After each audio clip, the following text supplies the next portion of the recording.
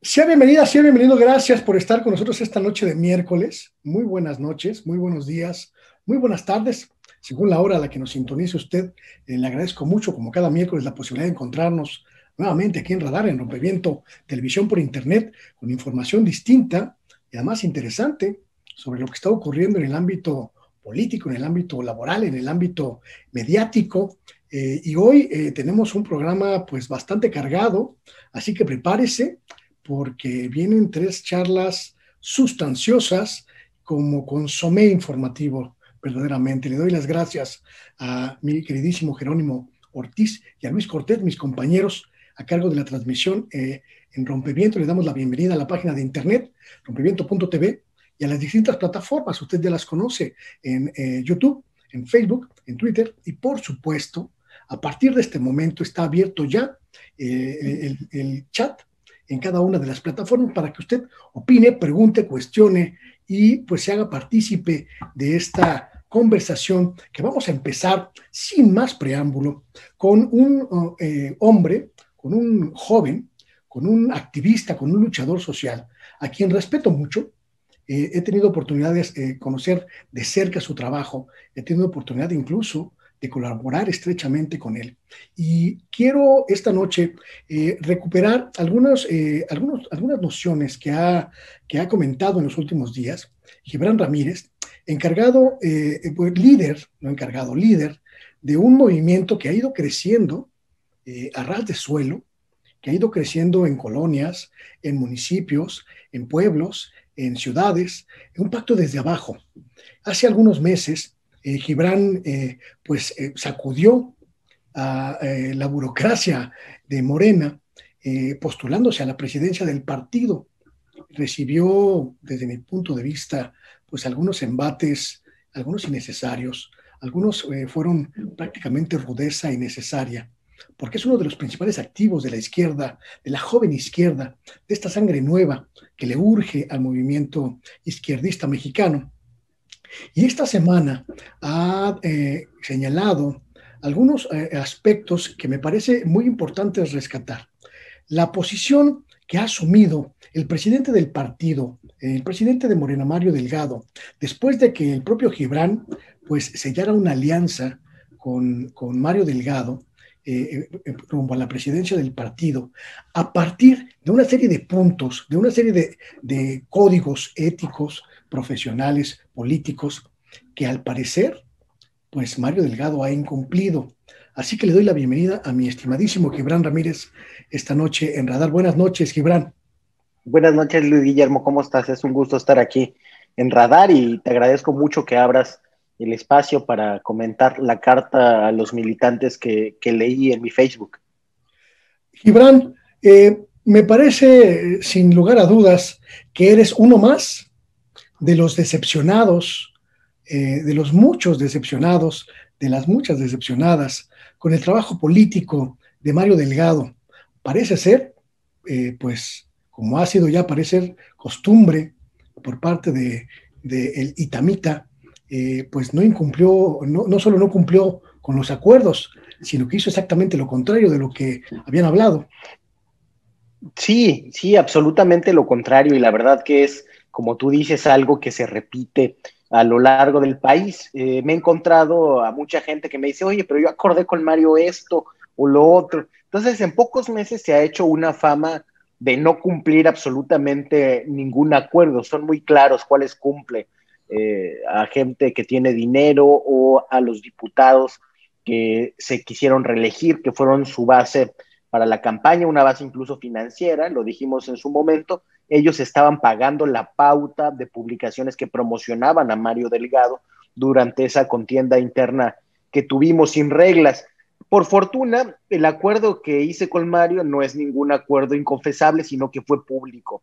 Y quiero decir aquí que lo hice después de que se mostrara que había una cierta venia del poder de facto y también de derecho para que Mario llegara a la presidencia del partido. El presidente López Obrador le obsequió dos fotos, una en agosto del 2020 y la otra en noviembre.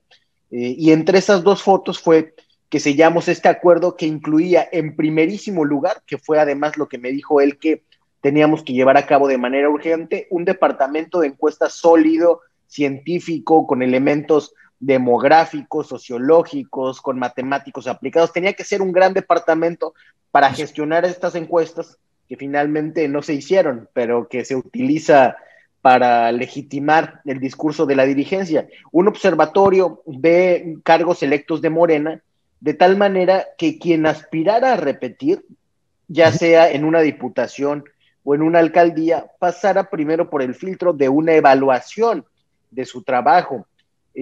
Proponíamos también en ese acuerdo que firmamos una coordinación nacional de alcaldías y presidencias municipales que no hubo, una apertura al movimiento de mujeres al cual se le dio más bien mucho silencio y torpeza en el procesamiento de la candidatura de Félix Salgado, independientemente de la posición que se tenga sobre esa candidatura y sobre las motivaciones de los opositores.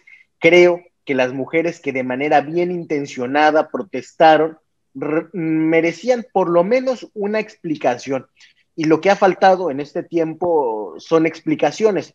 Y firmamos también que habría una reorientación de la formación política en el país, y en cambio se sigue gestionando exactamente igual, de una manera, la verdad, pichicatera, con pocos recursos, que antes de la elección. Es decir, Mario incumplió y traicionó todos los acuerdos, como traicionó a la base militante de este partido que tanto esfuerzo puso en su fundación, que tanto dinero propio de sus salarios pusieron para generar una estructura que llevó a la presidencia de México al presidente López Obrador. Parece que ahora tenemos un gerente que administra una marca comercial que está bien evaluada.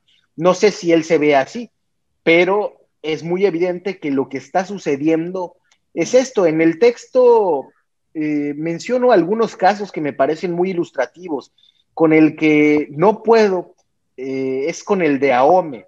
Angelina Valenzuela, síndica procuradora, dedicada a cuidar los pesos y los centavos, emanada de nuestro movimiento, que generó con su familia buena parte de la estructura de Morena en Los Mochis, fue atacada por el alcalde Billy Chapman y por la tesorera del municipio. Pero esto no solamente es una presunción periodística, hay una sentencia en firme contra Chapman y su ex tesorera, y Morena los hizo a los dos candidatos a diputados federales, al Billy Chapman en una plurinominal y a la ex tesorera en un distrito.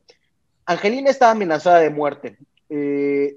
La Guardia Nacional, por vía de Alejandro Encinas en la subsecretaría de Gobernación que ocupa, empezó a proteger a Angelina por amenazas creíbles a su integridad física, porque además sufrió un atentado.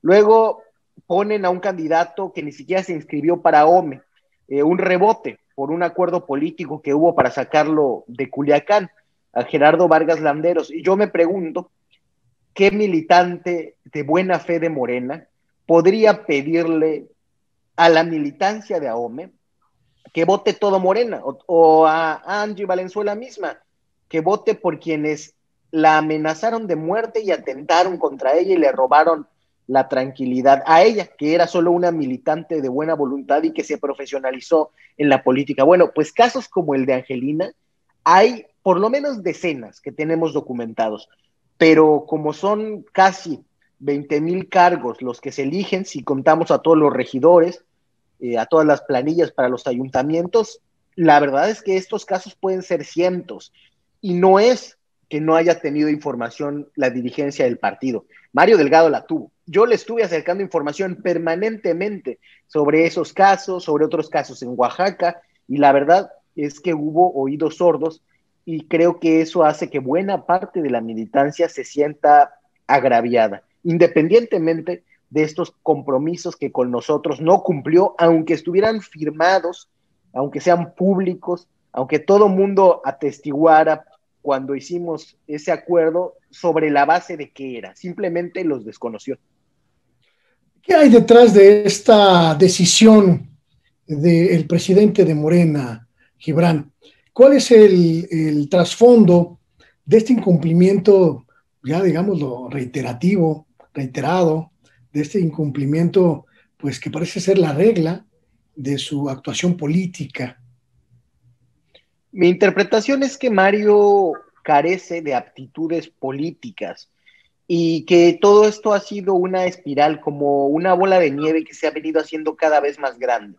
Yo sitúo el inicio de esto en su incapacidad para hacer aprobar el presupuesto de egresos de la federación. Los diputados, la mayoría, querían que subsistiera el fondo para los moches, incluso los de Morena, y protestaron porque lo que ellos querían era bajar recurso. Para eso querían ser diputados, para bajar recurso a las comunidades, para pararse el cuello con eso. Y el presidente López Obrador, en su afán de eliminar a los intermediarios y de parar el robo al erario público, eliminó eso. Entonces los diputados se le amotinaron, y no solo eso, incluso en una reunión con el presidente protestaron a tal grado que el presidente salió muy molesto de ahí. Sin embargo, él tenía que aprobar el presupuesto, y para eso tenía que tener por lo menos a su bancada bien disciplinada. La única manera que encontró de lograrlo fue prometerles la reelección. Y para cumplir con esa reelección, dado que no era una instrucción presidencial que fuera a ser respetada en cualquier circunstancia, tuvo que meter todo a ser presidente del partido. Entonces se agarró de todos los poderes económicos, políticos, echó mano de todos los diputados federales para que le hicieran la propaganda en cada uno de los distritos. Es decir, el principio fue la unidad del poder por el poder, no ningún programa imperativo ético, no, solamente tenía que cumplir ese compromiso que le permitió no hacer el ridículo en la Cámara de Diputados. Y ya en la dinámica de la campaña, los diputados federales van convocando a otros poderes que también quieren repetir, como los alcaldes. Y en la necesidad de pagar las campañas, de que cada uno de los aspirantes se haga cargo de sus aspiraciones, creo que se fue reclutando en esa mentalidad, no sé si es priista, pero sí es neoliberal, a quien fuera capaz de pagar lo que valía una campaña. Entonces, lo ideológico, lo programático quedó absolutamente de lado. Hay una presión por cumplir un compromiso originario que se convirtió en una inercia para la reelección, digamos, como un criterio a rajatabla, sin mediar ninguna evaluación política, y finalmente los compromisos más crudos que se hacen para ganar las elecciones. Es algo que creo que piensa que no tiene, respecto de lo cual piensa que no tiene escapatoria. Tiene que entregar buenas cuentas, y como ellos entienden la política, es que el poder genera más poder. Entonces, por eso tiene lógica en esa manera de operar, que pongan, en lugar de a militantes que lucharon por décadas, a un exaspirante a gobernador de Chihuahua en un distrito federal en Chihuahua, o a alguien que viene de financiar a Frena, como Nava, que además tuvo el descaro de abrir campaña con Álvarez y Casa en su templete, de invitarlo a que ocupen una candidatura, o de traer a gente que criticaba hasta hace casi 15 minutos de manera muy violenta al presidente López Obrador, como Luis Antonio Magdaleno en Guanajuato, o tantos perfiles verdes que no tienen ninguna otra justificación más que esos compromisos y una pretendida capacidad económica para invertirle a la política. Hemos atestiguado una regresión en términos políticos en Morena. Si en 2018 se innovó con la tómbola, que permitió que gente sin posibilidades de otra índole pudiera acceder a puestos de elección popular, permitiendo que se refrescara con todo lo que eso conlleva, pues las filas de la política, al menos en el caso de Morena. Hoy vemos pues un salto cuántico hacia atrás, hacia la época en la que el que tenga más dinero puede tener posibilidades, el que tenga palancas puede tener posibilidades, el que tenga parientes puede tener posibilidades. Me pregunto si ante este escenario, Gibran, Morena tiene remedio. Pues creo que tenemos que luchar para recuperar a Morena. Ya está en otras manos y lo que tú dices se puede constatarse de manera muy clara en las listas plurinominales. Gente que carece de méritos políticos, pero que tiene una mamá que es delegada de bienestar. Ahí está su plurinominal. Gente que carece de méritos políticos, pero tiene la fortuna de tener un padre empresario, cercano al sector del turismo, como Torruco. Ahí está, lugar número 1 de la lista plurinominal de la cuarta circunscripción, Luis Guillermo. La lista que encabezara Demetrio Vallejo o personajes de esa talla, ahora encabezada, digo, yo no tengo nada personal contra él, pero pues por un junior del empresariado mexicano. Esto es lo que estábamos buscando. López Obrador siempre tuvo mucho cuidado, sí, en ser incluyente, también incluyó empresarios, pero mucho cuidado en la confección de las listas de representación proporcional cuando fue dirigente de partido. Todo ese cuidado de representatividad, de legitimidad, ahora fue simplemente atropellado. El Mijis como cuota indígena, que ya le rebotaron desde el INE porque evidentemente era intransitable. Y así otros muchos casos. He escuchado también las organizaciones de migrantes que se quejan de algunos perfiles que fueron seleccionados para esa cuota migrante. Es decir, no hay ningún respeto, ya no por el espíritu de las normas, sino que ni siquiera por la letra. Parece que el presidente López Obrador veía esto de manera más o menos clara en 2012. Decía que ningún partido goza de buena fama, que son todas organizaciones podridas. Decía, entonces, ¿por qué hacemos Morena?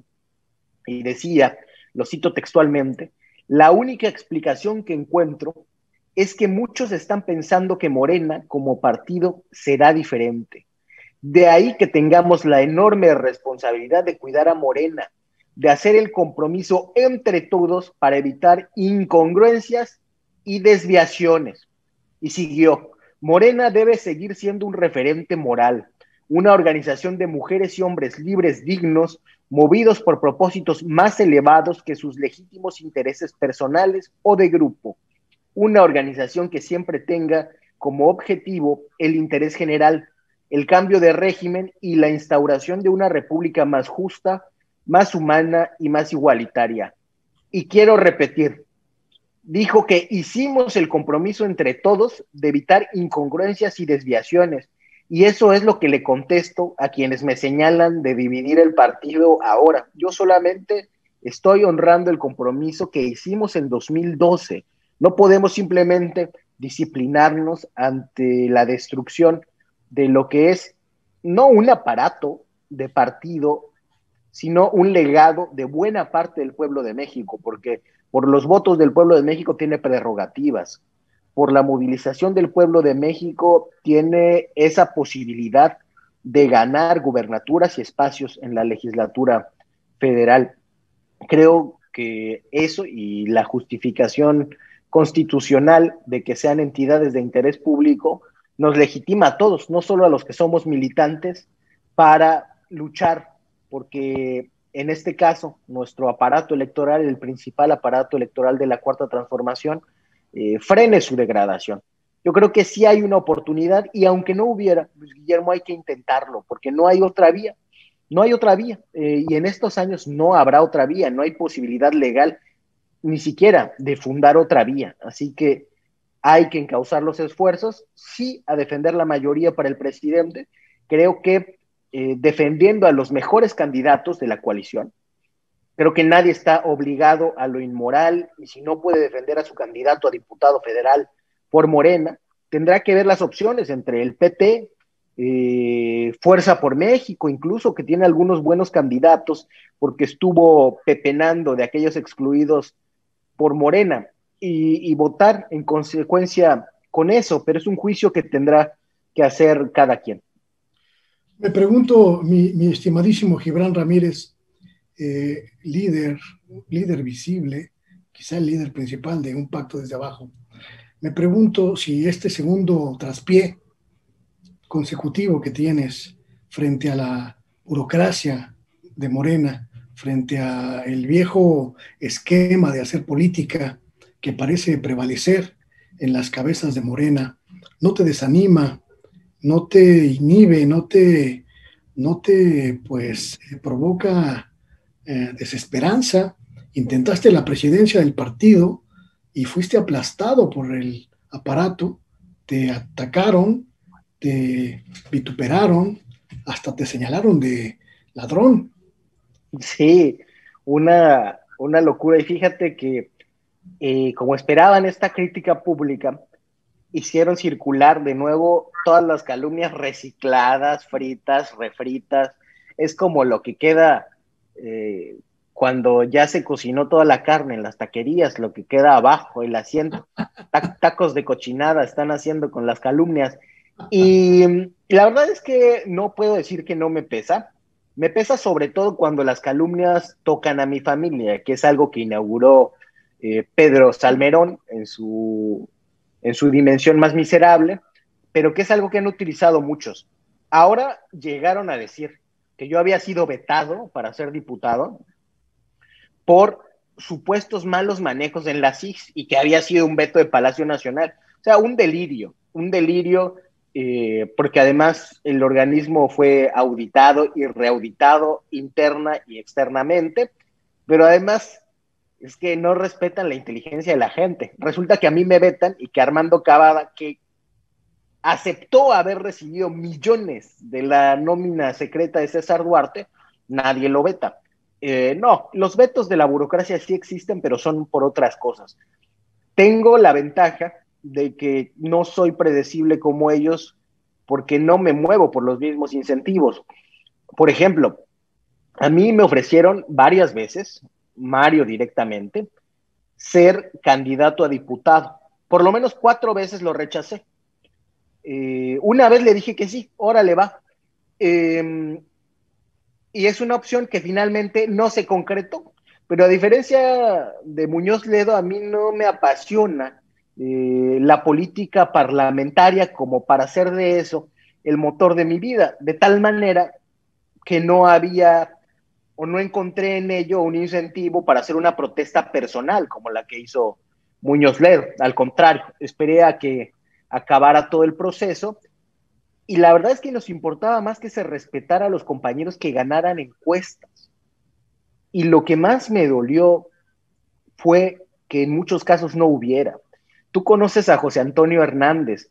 Él estaba contendiendo para ser diputado federal del distrito con cabecera en Córdoba, Así es. Veracruz. Y nosotros hicimos mediciones. José Antonio ganaba fácilmente. Y cuando le pregunté a Mario por esa encuesta, nos dijo que ganaba el diputado vigente. Y el diputado vigente se desistió mediante carta pública de participar en la encuesta, para que veas hasta dónde era consigna y no hubo ninguna encuesta realmente. Y eso pasó con muchos compañeros en Tierra Blanca, Ramón Lara. Él le sacaba 2-1 a su competidor más cercano, un tipo de primera que ha fundado en los últimos meses más de 1,000 comités en el distrito de Tierra Blanca. O sea, y un trabajo que la verdad auditamos, porque tampoco nos interesan los números gigantes cuando no tienen respaldo. Bueno, a Ramón también le pusieron, él no ha protestado, él sí se ha disciplinado más, pero le pusieron una candidata del Partido Verde que no conocen en el distrito. Gracia Alzaga, aquí en Cancún, donde estoy ahora, lo mismo. Él tuvo, yo creo que una de las actividades más duras en medios de comunicación, en territorio, propuesta, y tampoco tuvimos una encuesta que nos dijera, aquí quedó, qué es lo que sucedió. Pero hay muchos casos en esa circunstancia. La verdad es que a raíz de esta crítica seguirán atacándome. Ahora se inventaron otra, que iba yo a pedir una plurinominal en el PT. De hecho, ellos pensaban que ya la había negociado, porque se enteraron que fui a platicar con los del PT.